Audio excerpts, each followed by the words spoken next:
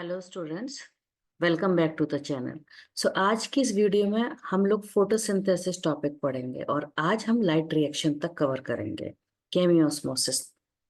ना सिर्फ फोटोसिंथेसिस होता कहाँ पर है, फोटोसिंथेसिस एक्चुअल में ग्रीन पार्ट ऑफ प्लांट्स में होता है।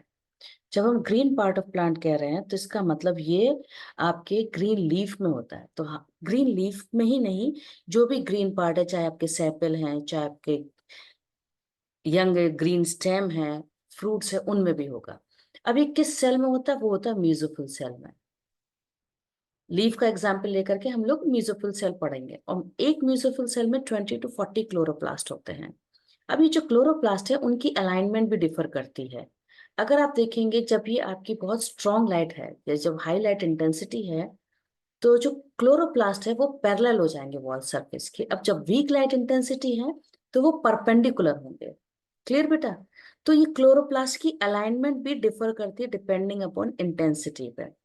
अब जब हम क्लोरोप्लास्ट को देखते हैं तो क्लोरोप्लास्ट में हमें डिवीजन ऑफ लेबर दिखता है। दो सिस्टम है, मेम्ब्रेनस सिस्टम जो कि ग्राना और स्ट्रोमा लेमिना का बना हुआ है, और दूसरा है फ्लूइड जिसको हम सिर्फ स्ट्रोमा कहते हैं। मेम्ब्रेनस सिस्टम में क्या होगा, यहाँ आप समझिए बेटा, मेम्ब्रेनस सिस्टम में क्या होगा, लाइट रिएक्शन होगा। लाइट रिएक्शन क्यों कह रहे हैं? क्योंकि यहाँ पर लाइट एनर्जी को यूज करा जाएगा और हम एटीपी और एनएडीपीएच बनाएंगे। ठीक है? तो ग्राना में ये होता है, थाइलाकोइड में, जिसमें प्लांट्स लाइट एनर्जी को यूज करके एटीपी और एनएडीपीएच बना रहा है, यानी कि कोई केमिकल बना रहा है। इसीलिए इस प्रोसेस का दूसरा नाम है फोटोकेमिकल रिएक्शन। इसी लाइट रिएक्शन के टाइम पे फोटोलाइसिस ऑफ वाटर भी होगी और ऑक्सीजन इवॉल्व हो जाएगा। ये पूरा का पूरा प्रोसेस लाइट के प्रेजेंस में ही होता है, इसीलिए इसको हम लाइट रिएक्शन भी कहते हैं। जो दूसरा प्रोसेस है जो कि स्ट्रोमा में होता है, उस प्रोसेस में क्या है, कार्बन डाइऑक्साइड का रिडक्शन होगा। ठीक है? रिडक्शन होगा शुगर में, और इसमें बहुत सारे एंजाइम्स यूज होते हैं। तो इसीलिए हम रिएक्शन को कहते हैं एंजाइमेटिक रिएक्शन। और कार्बन डाइऑक्साइड का फॉर्मेशन शुगर, इसीलिए इसको कार्बन रिएक्शन भी कहा जाता है, जिसमें जो प्रोडक्ट है लाइट रिएक्शन के वो यूज करे जाएंगे, एटीपी और एनएडीपीएच यूज करे जाएंगे और एडीपी और एनएडीपी प्लस बनाया जाएगा। यानी कि ये प्रोसेस जस्ट डिस्टिंग्विश करने के लिए हम इसको डार्क रिएक्शन कह रहे हैं, लेकिन ये डार्क रिएक्शन नहीं है। ये लाइट में भी होगा, लेकिन ये लाइट से इंडिपेंडेंट है, ये डायरेक्टली लाइट पर डिपेंड नहीं है। ठीक है? अब नेक्स्ट देखिए, जब भी कोई लाइट गिरती है तो लाइट के तीन फ्यूचर होते हैं, या तो लाइट एब्जॉर्ब हो जाएगी, या लाइट रिफ्लेक्ट हो जाएगी, या लाइट ट्रांसमिटेड हो जाएगी। तो पिगमेंट्स क्या है? पिगमेंट्स वो मॉलिक्यूल्स हैं जो लाइट को एब्जॉर्ब करते हैं। अब प्लांट्स में, ग्रीन पार्ट ऑफ प्लांट्स में हम कितने पिगमेंट्स है वो कैसे पता करें? वो करेंगे हम लोग एक पेपर क्रोमेटोग्राफी टेस्ट से। तो पेपर क्रोमेटोग्राफी से क्या है, हम लोग ये देखते हैं कि हमारे पास फोर मेजर टाइप्स के पिगमेंट है। एक तो क्लोरोफिल है, क्लोरोफिल बी, फिर है कैरोटीन, और है ज़ैंथोफिल। क्लियर? ये हमारे फोर मेन हैं, जिसमें हमें क्लोरोफिल ए ब्लू ग्रीन के फॉर्म में दिखता है, ये हमें येलो ग्रीन दिखता है पेपर क्रोमेटोग्राम में। क्लियर? ये हमें येलो ऑरेंज दिखेगा, और ज़ैंथोफिल येलो कलर का। जो इसमें मेन फोटोसिंथेटिक पिगमेंट है, चीफ फोटोसिंथेटिक पिगमेंट, वो है क्लोरोफिल ए। ये मेन पिगमेंट है। इसका स्ट्रक्चर आप देखिए, यहाँ पर इसमें क्या है बेटा, ये पोरफायरिन रिंग है। कितनी रिंग है? फोर। देखो, एक, ये एक रिंग, दूसरी रिंग, ये तीसरी, ओके, ये third, and this is fourth ring. और सेंटर में ये मैग्नीशियम है। प्लीज, इज इंपॉर्टेंट, एक ये आपका एग्जाम्पल का क्वेश्चन है, विच mineral ion is necessary for the formation of chlorophyll? That is your magnesium. और ये लॉन्ग हाइड्रोकार्बन टेल है। तो ये पिगमेंट्स आपके लाइट को एब्सॉर्ब करते हैं। अब देखिए, कौन सी लाइट को एब्सॉर्ब करा जा रहा है, कैसे पता करें कि कौन सी लाइट एब्सॉर्ब कर रही है? हमें पता है, जो पीएआर, पीआर का मतलब क्या? फोटोसिंथेटिक एक्टिव रेडिएशन, उसका रेंज है 400 से 700 नैनोमीटर तक का। तो हमने ये देखा, हम सारे पिगमेंट्स पे नहीं पढ़ेंगे, हम सिर्फ दो मेन पिगमेंट है, दैट इज क्लोरोफिल ए और क्लोरोफिल बी, और कैरोटिनॉइड्स। कैरोटिनॉइड्स वही टू टाइप्स के, कैरोटीन एंड ज़ैंथोफिल। तो अब आप इसको बहुत ढंग से और बहुत ध्यान से पकड़िएगा बेटा इस डायग्राम को। आप देखो बेटा, यहाँ पर ये है क्लोरोफिल ए, ठीक है, ये है क्लोरोफिल ए, और यहाँ पर ये रहा क्लोरोफिल ए। क्लियर बेटा? डायग्राम समझ में आ रहा है? अब नेक्स्ट आप देखिए, ये रहा आपका क्लोरोफिल बी। ठीक है बेटा, ये रहा क्लोरोफिल बी और ये रहा क्लोरोफिल बी। तो जो फर्स्ट है, first peak was started by chlorophyll A, then made by B. और यहाँ पर क्या है, फर्स्ट बी ने स्टार्ट करा but peak is achieved by A. Clear बेटा? कैरोटीनॉइड आप देखोगे सिर्फ स्टार्टिंग में है, तो वो कौन सा रीजन है? ये आपको देखोगे जो मेन पिगमेंट है क्लोरोफिल ए, वो सिर्फ आपका ब्लू और रेड रीजन में पीक ले रहा है। क्लोरोफिल बी भी ले रहा है, और कैरोटीनॉइड सिर्फ आपको स्टार्टिंग में दिखेगा, आफ्टर दैट कैरोटीनॉइड की एब्जॉर्प्शन नहीं है। अब हमें एक्शन स्पेक्ट्रम देखना है कि कितना उनका एक्शन हुआ है। कैसे देखेंगे? मतलब कितना उन्होंने फोटोसिंथेसिस करा है। तो उसके लिए हम लोग करेंगे क्या, हम लोग यूज करेंगे ग्रीन एल्गी। इस ग्रीन एल्गी का नाम क्या है? क्लेडोफोरा। और हमें ने ये देखना है कि अब हमने क्या करा, व्हाइट लाइट को प्रिज्म से पास करा है। ये एक्सपेरिमेंट TW एंगलमैन ने करा था, उसने व्हाइट लाइट को प्रिज्म से पास करके देखा था, और ये गौर करा था कि देखते हैं एरोबिक बैक्टीरिया कहाँ ज्यादा एक्यूमुलेट हो रहे हैं। क्योंकि जो लाइट एब्जॉर्ब, जिस रीजन में एब्जॉर्ब हो रही है, एक्चुअल में उसमें वर्किंग उतनी हो रही है कि नहीं हो रही है, वो टेस्ट कर रहे थे। तो उन्होंने देखा कि यस, जिस रीजन की एब्जॉर्प्शन है उसी रीजन में वर्किंग भी ज्यादा है, क्योंकि एरोबिक बैक्टीरिया की पॉपुलेशन इन्हीं ब्लू में और रेड में देखी गई है। क्लियर? तो ये रहा आपका एब्जॉर्प्शन स्पेक्ट्रम, ये रहा आपका एक्शन स्पेक्ट्रम। अब जब हमने इन दोनों को ओवरलैप करके देखा है, तो देखा एब्जॉर्प्शन तो इतना है, एक्शन ज्यादा है। तो ये एक्शन क्यों हुआ? एक्शन इसलिए ज्यादा हुआ क्योंकि हमारा मेन पिगमेंट कहने को क्लोरोफिल ए है, वो मेन फोटोसिंथेटिक पिगमेंट है, लेकिन और अदर पिगमेंट्स भी हैं। वो और अदर पिगमेंट्स आपके क्लोरोफिल बी, कैरोटिनॉइड्स, वो सारे के सारे कर क्या रहे हैं, अदर वेवलेंथ को भी एब्जॉर्ब करके क्लोरोफिल ए को दे रहे हैं।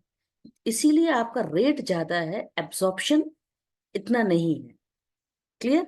रेट ज्यादा है, 1 to 1 ओवरलैप नहीं है ये। अब आ जाइए, जितने भी पिगमेंट्स हैं वो किस फॉर्म में अरेंज है, वो आपके एक फोटो सिस्टम बना रहे हैं। पिगमेंट जितने भी हैं वो फोटो सिस्टम बना रहे हैं। फोटो सिस्टम किस चीज का है? दो चीज है उसमें, एक तो लाइट हार्वेस्टिंग कॉम्प्लेक्स है, एक है रिएक्शन सेंटर। रिएक्शन सेंटर में क्या है, सिर्फ एक ही मॉलिक्यूल क्लोरोफिल ए का होगा। बाकी के जितने भी मॉलिक्यूल क्लोरोफिल ए के हों, बी, कैरोटीन, ज़ैंथोफिल, सारे के सारे वो आपके पिगमेंट्स, जितने भी सारे पिगमेंट्स हैं, वो सब के सब प्रोटीन के संग अटैच करके लाइट हार्वेस्टिंग कॉम्प्लेक्स बना रहे हैं। तो ये रहा बेटा डायग्राम, पकड़िए बेटा, ये लाइट हार्वेस्टिंग कॉम्प्लेक्स है, उसमें ये वाले को हम कहेंगे प्रोटीन, और ग्रीन कलर है पिगमेंट। तो pigment attach to protein will make light harvesting complex. और क्या है, ये है आपका एक क्लोरोफिल ए मॉलिक्यूल जो कि रिएक्शन सेंटर है, और ये together reaction centre plus light harvesting complex को हम कहते हैं फोटो सिस्टम। अब ये जो फोटो सिस्टम दो तरीके के हैं, एक तो फोटो सिस्टम 1, एक है फोटो सिस्टम 2। दोनों में अंतर क्या है? अंतर है सिर्फ कि रिएक्शन सेंटर की एब्जॉर्प्शन कितनी है। फोटो सिस्टम 1 का जो रिएक्शन सेंटर है यानी कि क्लोरोफिल ए, वो एब्जॉर्ब करेगा 700 नैनोमीटर की वेवलेंथ। अब जो फोटो सिस्टम 2 है, उसका जो क्लोरोफिल ए है वो एब्जॉर्ब करेगा 680 नैनोमीटर। यानी कि इन दोनों का जो रिएक्शन सेंटर का जो क्लोरोफिल ए है, उसकी एब्जॉर्प्शन का डिफरेंस है। तो पहली बात तो PS1 का जो रिएक्शन सेंटर है वो 700 कहलाता है, और PS2 का 680 कहलाता है। अब मेन ये नाम रखे क्यों गए? क्योंकि जो PS1 है, सबसे पहले डिस्कवरी तो हुई, लेकिन ये फोटोलाइसिस ऑफ वाटर नहीं करता है। फोटोलाइसिस ऑफ वाटर सिर्फ PS2 करता है। PS2 ये है जो आपके वाटर को तोड़ेगा। तो यानी कि ये इसका काम क्या है? इसका काम है, it will participate in the splitting of water molecule. It is clear? इसका काम है वाटर मॉलिक्यूल को स्प्लिट करना। PS2 का काम है फोटोलाइसिस ऑफ वाटर।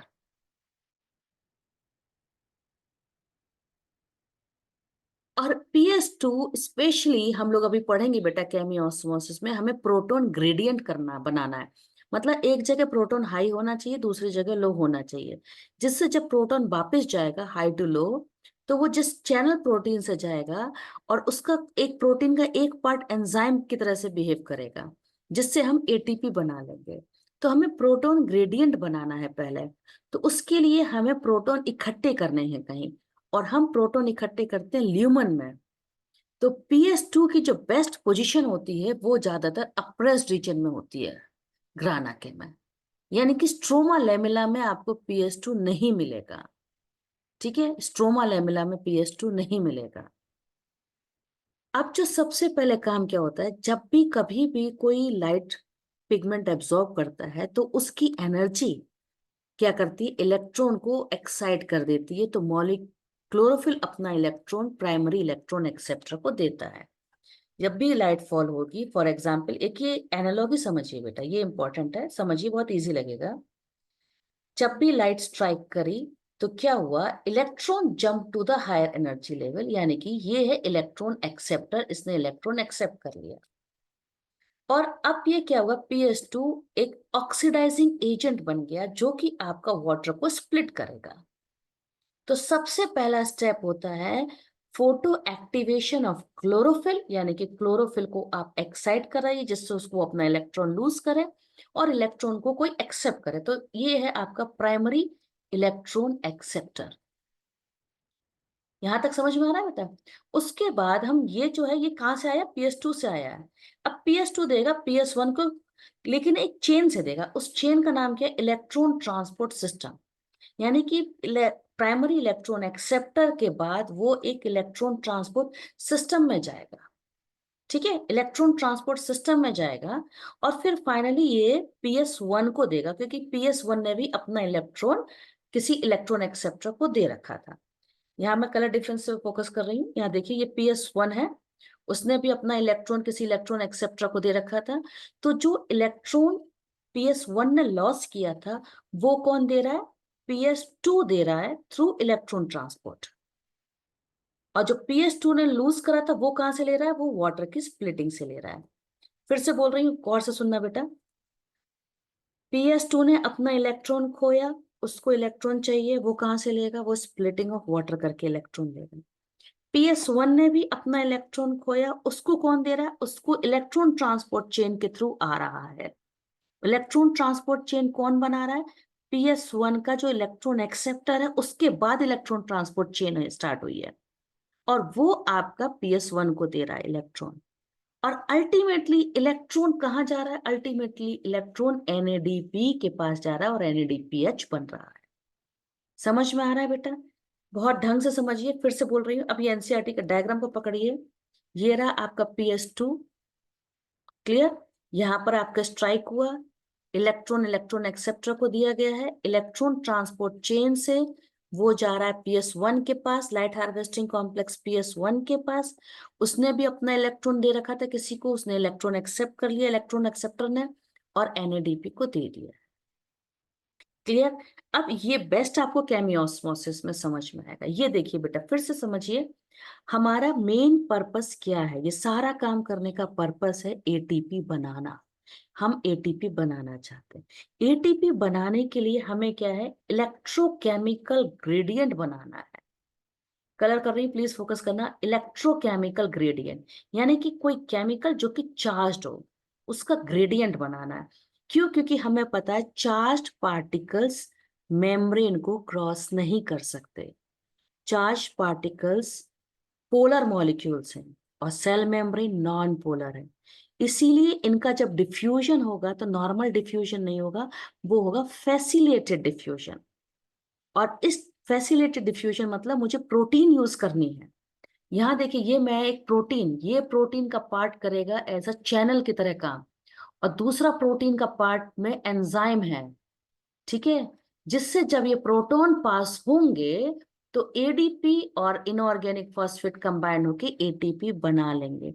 तो हमें पहले प्रोटॉन ग्रेडियंट बनाना है, ल्यूमन के अंदर प्रोटॉन हाई होना चाहिए। तो हमारे को क्या क्या साइट है, कैसे हम प्रोटॉन इंक्रीज करें। अब यहाँ पर हम बात करते हैं केमियोस्मोसिस पे। यहाँ समझिए बेटा, हम कैसे प्रोटॉन इंक्रीज करते हैं। मैं एक बार रब कर रही हूँ जिससे थोड़ा सा आपको इजी लगेगा समझाने में। यहाँ देखिए बेटा, पहली बात तो फर्स्ट स्टेप है फोटोलाइसिस ऑफ वाटर हम करते हैं, क्योंकि हमें पता है PS2 अप्रेस्ड रीजन में इनर साइड ऑफ थाइलाकॉइड है, और उसके कारण क्या हुआ है, जो वाटर स्प्लिट हुआ है तो ऑक्सीजन तो इवॉल्व हो गया, और hydrogen is breaking into protons and electrons, तो प्रोटॉन एक्यूमुलेट हुआ है। ठीक है बेटा, ये पॉइंट समझ में आया, प्रोटॉन यहाँ पर एक्यूमुलेट कर दिया हमने। अब जो प्रोटॉन दिया गया है वो किसको दिया है, हमने दिया है प्लास्टोक्विनोन को। एनसीईआरटी की लाइन को देखना बेटा बहुत गौर से, उसमें दे रखा है primary electron acceptor transfer the electron not to the electron carrier but it's a hydrogen carrier. Plastoquinone hydrogen carrier है। सिस्टम क्या दे रहा है, सिस्टम सिर्फ दे रहा है इलेक्ट्रॉन, और हाइड्रोजन के लिए चाहिए प्रोटॉन, तो ये प्रोटॉन स्ट्रोमा से निकालेगा और लेकर के क्या करेगा, ये रिड्यूस हो जाएगा। लेकिन जब नेक्स्ट मेंबर है साइटोक्रोम B6 है, उसको सिर्फ ये इलेक्ट्रॉन ही देगा, तो ये प्रोटॉन ल्यूमन में रिलीज करेगा। यानी कि प्लास्टोक्विनोन का काम क्या है, प्रोटॉन स्ट्रोमा से लो और ल्यूमन में एक्यूमुलेट करो। यहां तक बेटा समझ में आ गया। अब साइटोक्रोम B6F देगा प्लास्टोसाइनिन को, और प्लास्टोसाइनिन देगा PS1 को, और PS1 फाइनली आपके इस एंजाइम तक जाएगा जिसमें आपका NADP प्लस है, और NADP प्लस को NADPH में चेंज होना है। सिस्टम सिर्फ इलेक्ट्रॉन दे रहा है, तो ये प्रोटॉन रिमूव हुआ स्ट्रोमा से। तो यानी कि मैंने, आप गौर करिए बेटा, दो एरिया पे मैंने प्रोटॉन रिमूव करे हैं। एक तो इस एरिया पे प्रोटॉन रिमूव करा है, एक इस एरिया पे प्रोटॉन रिमूव करा है, और दो एरिया में प्रोटॉन एक्यूमुलेट करे हैं। एक तो यहाँ एक्यूमुलेट हुआ है, एक मेरा प्रोटॉन यहाँ एक्यूमुलेट हुआ है। ऐसा रिजल्ट क्या हुआ, इसके कारण मेरा ल्यूमन के अंदर प्रोटॉन हाई हो गया। अब जब ल्यूमन के अंदर प्रोटॉन हाई हो गया, तो अब मैंने ग्रेडियंट बना लिया है, मतलब मेरा इलेक्ट्रोकेमिकल पोटेंशियल ग्रेडियंट बन गया है। यानी कि यहाँ पर मेरा प्लस चार्ज है, क्योंकि प्रोटॉन के पास प्लस चार्ज होता है, बाहर नेगेटिव चार्ज है। और क्या होगा, अब ये प्रोटॉन वापस जाना चाहते हैं, तो फैसिलिटेड डिफ्यूजन। तो ये पार्ट जो है ना बेटा, ये वाला ग्रीन कलर का देखिए, इसको हम कहते हैं CF0, ट्रांस मेम्ब्रेन चैनल। ठीक है, ऊपर का डायग्राम पकड़िए, ये है आपका ट्रांस मेम्ब्रेन चैनल, और ये जो राउंड राउंड पार्ट है, ये वाला पार्ट ऊपर का डायग्राम से देखिए, ये वाला, इसमें क्या है आपका, ये है CF1। इसमें आपका एंजाइम है, और एंजाइम से क्या होगा, ADP plus inorganic phosphate combine हो जाएंगे और ATP बन जाएगा। तो ये है केमियोस्मोटिक हाइपोथेसिस। अब यहाँ आइए फिर से एक बार पिछले डायग्राम पे। यहाँ पर देखिए बेटा, अगर मैं दोनों फोटो सिस्टम यूज करते हैं, अपन अगर दोनों फोटो सिस्टम यूज कर रहे हैं, एक मिनट जरा मैं बेटा सारा एक बार इरेज कर देती हूँ, इजी लगेगा आपको। अगर हम लोग दोनों फोटो सिस्टम यूज कर रहे हैं, हमने फोटो सिस्टम 1 भी यूज किया है और फोटो सिस्टम 2 भी यूज किया है। स्टार्टिंग करिए 2 से, फिर 1 को दिया है, और फाइनल NADPH बन गया है। ये तो बना ही बना है, लेकिन हमने ATP भी बना लिया है। यानी कि इलेक्ट्रॉन ने जर्नी स्टार्ट करी ऐसे, ये और ये, तो इसको हम कहते हैं जेड्स की। और नॉन साइक्लिक इलेक्ट्रॉन स्टार्ट करा PS2 से, PS2 के पास नहीं आया है, और हमने ATP बनाया है। इसको बनाने के लिए मुझे लाइट से एनर्जी ली है, तो मैं कह रही हूँ फोटोफॉस्फोराइलेशन। फोटोफॉस्फोराइलेशन क्लियर बेटा, ATP बनाने का मतलब फॉस्फोराइलेशन, एनर्जी किससे ली, लाइट से, तो फोटोफॉस्फोराइलेशन। लेकिन जब सिर्फ PS1 अकेला काम कर रहा था, जब PS1 अकेला काम कर रहा था, तो उस टाइम पे क्या था, उस टाइम पे सिर्फ ATP बनता है, और इलेक्ट्रॉन स्टार्ट हुआ PS1 से और PS1 पे वापस आ गया। इसको हम कहते हैं cyclic photophosphorylation. So I hope आपकी इस वीडियो में आज जो मैंने बहुत शॉर्ट में और सिर्फ डायग्राम से समझाया है, आपको लाइट रिएक्शन बहुत इजी लग रहा होगा। ये आप रीड करना है NCERT में, where does photosynthesis take place, वहां से आप रीड करना, और ये केमियोस्मोसिस तक का मैंने सिखा दिया है आपको। I hope so this video might be helpful for you. Thanks for watching.